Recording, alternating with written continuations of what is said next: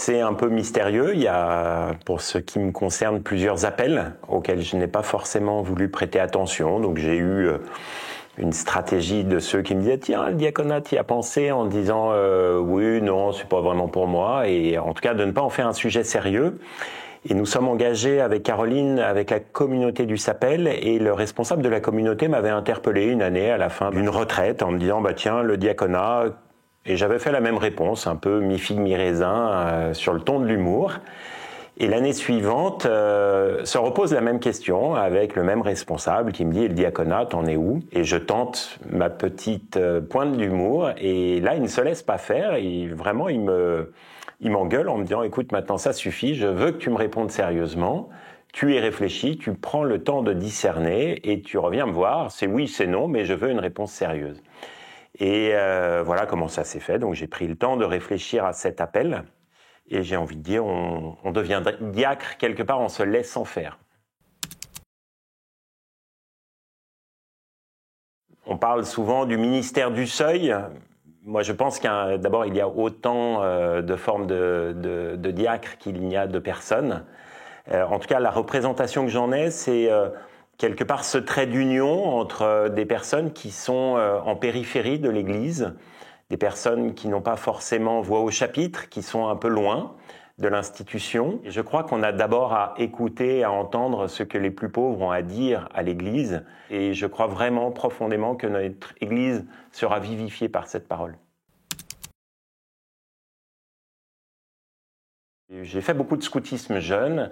Et ça a vraiment donné une tonalité à mon orientation professionnelle. J'ai choisi de faire de l'animation mon métier, donc j'ai travaillé dans les MJC, les centres sociaux, j'ai évolué ensuite vers le service civique volontaire avec l'association Unicité, et puis j'ai eu envie de découvrir d'autres horizons en m'intéressant plus particulièrement à la question du sans-abrisme, où j'ai rejoint une grande association lyonnaise, à la fois sur les questions de formation, d'accompagnement dans l'emploi, d'hébergement, de SAMU social, où j'ai travaillé pendant une douzaine d'années.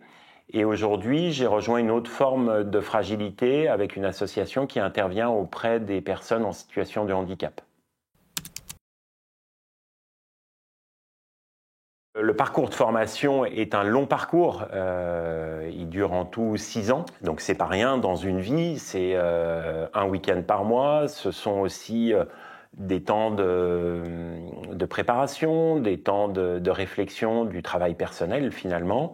Donc forcément ce n'est pas un long fleuve tranquille, c'est-à-dire que ce temps long est aussi un temps qui vient creuser, qui vient interroger, qui vient déstabilisé parfois, donc nécessairement il y a un peu de combat. Moi, la question de la place du candidat m'a animé, mais je pense qu'au-delà de ce sujet, c'est quelque part, est-ce que j'ai vraiment envie d'y aller, pourquoi j'y vais, vers quoi je vais, enfin c'est toutes ces questions avec lesquelles je pense qu'on n'a jamais fini, mais qui ne nous laissent pas tranquilles. Et du coup, l'équipe de formation joue un rôle déterminant, c'est-à-dire qu'on a vraiment la chance d'avoir des gens de grande qualité, qui comprennent tous ces jeux de tiraillement, qui sont là, qui sont présents et qui sont précieux dans ce cheminement.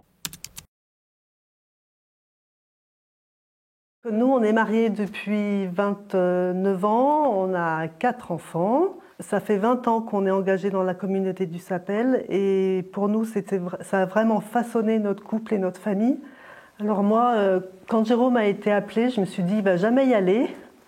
Donc j'étais tranquille et puis un jour il est revenu d'une retraite, il m'a dit je crois que cet appel il faut au moins qu'on aille à la première année de discernement parce que on a reçu beaucoup de grâce dans notre vie et il faut qu'on rende ce que le Seigneur nous a tant donné. En tout cas la formation nous a beaucoup enrichi, m'a beaucoup enrichi personnellement puis dans notre couple aussi.